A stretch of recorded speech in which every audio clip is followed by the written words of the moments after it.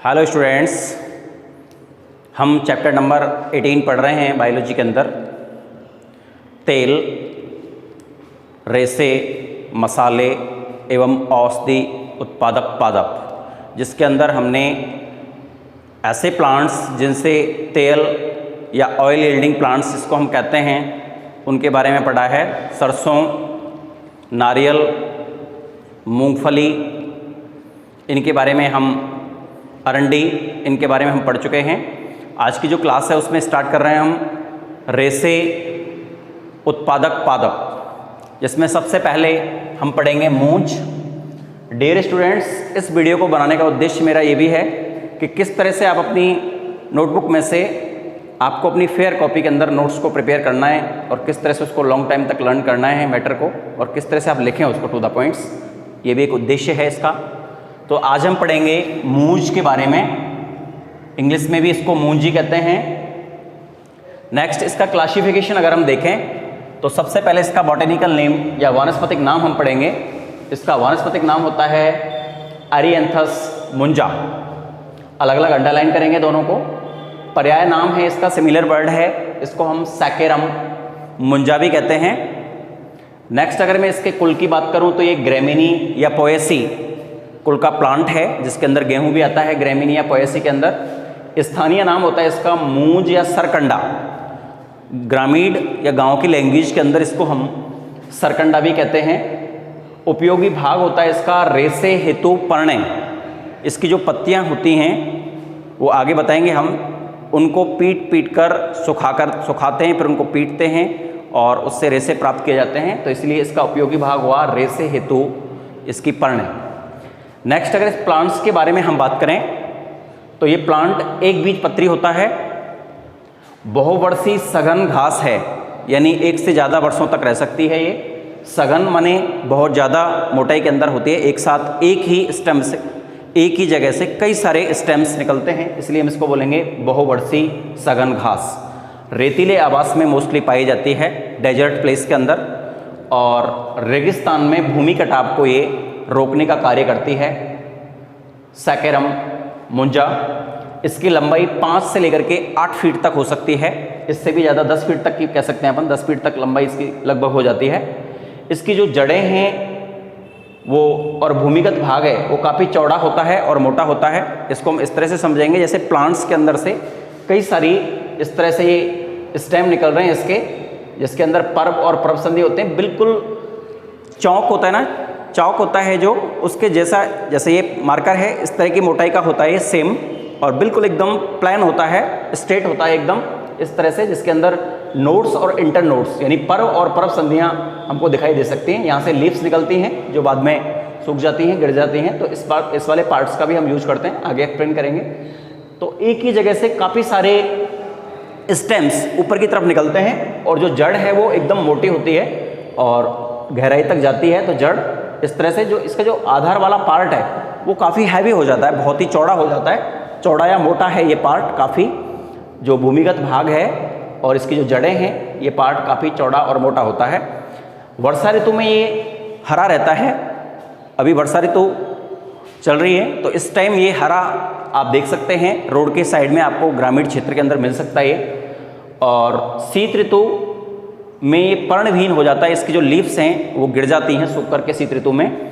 अगर मैं इसके स्तंभ की बात करूं तो अशाखित, जैसा कि अभी आपको मैं बता रहा था कि जो स्टेट होता है इसमें शाखाएं नहीं होती, ये लीव्स हैं। अशाखित होता है चौक स्टिक जितना मोटा, चौक स्टिक चौक होता है, ये मार्कर है इतना मोटा समथिंग इसका स्टेम होता है।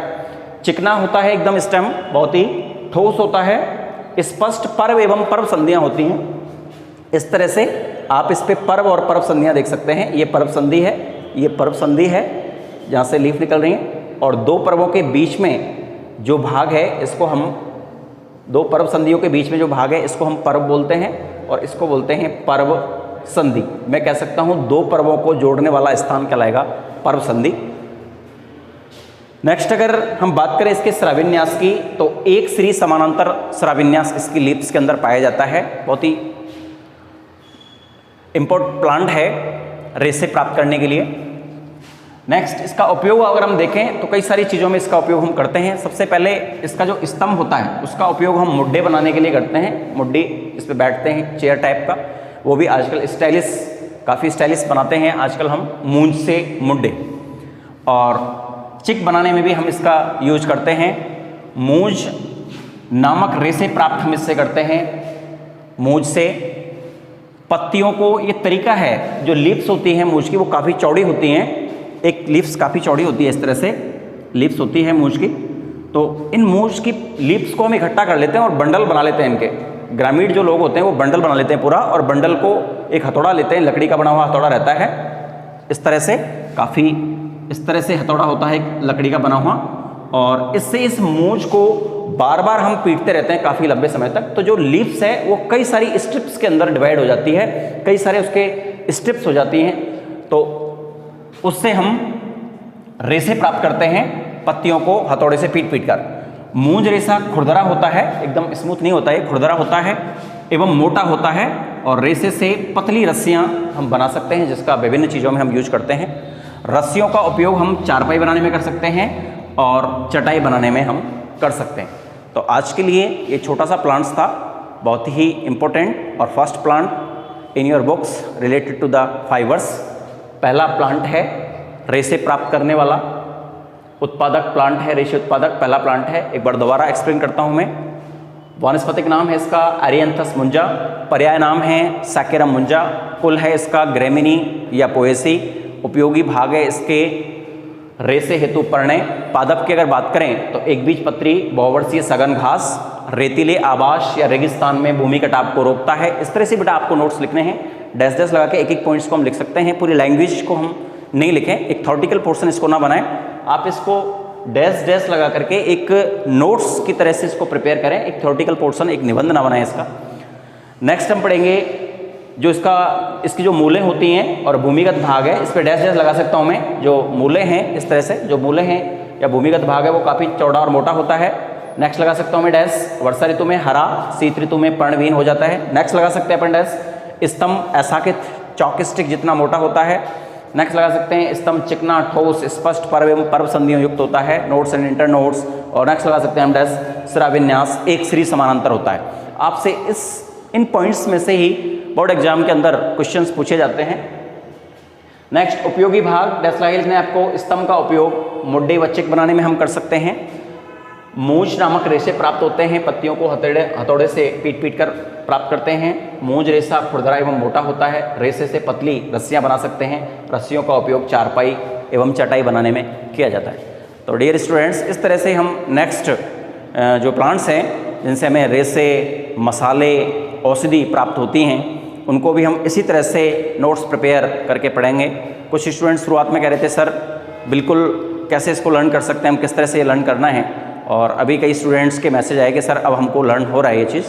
तो thank you very much for all students, आपकी मेहनत है, आप लोग किस तरह से इसको लर्न करते हैं। बार बार लिखेंगे तो 100% आपको लर्न होगा, ये मेरी गारंटी है। आप एक बार इस तरह से लिख के देखें, क्योंकि अगर एक प्लांट्स हो तो उसको अपन डायरेक्ट रट सकते हैं, इस तरह से कुछ कर सकते हैं, लेकिन प्लांट्स काफ़ी हैं इसके अंदर, तेल उत्पादक, मसाले उत्पादक, औषधि उत्पादक, तो कम से कम लगभग 20-22 प्लांट्स हैं। तो हर प्लांट्स को रट नहीं सकते हैं अपन, लेकिन उसका कंपैरेटिव अगर स्टडी, पहले भी वीडियो के अंदर मैंने बताया था, अगर उसका हम कंपैरेटिव स्टडी पढ़ेंगे, जैसे आपको एक ध्यान होगा कि जैसे मूंज है तो वो एक घास टाइप का प्लांट है, सघन घास है, तो इस तरह के जो प्लांट होते हैं जैसे गेहूँ हैं, बाजरा, ये एक ग्रेमिनी कुल के अंदर आते हैं, तो आप लिख सकते हैं ग्रेमिनी या पोएसी कुल का है।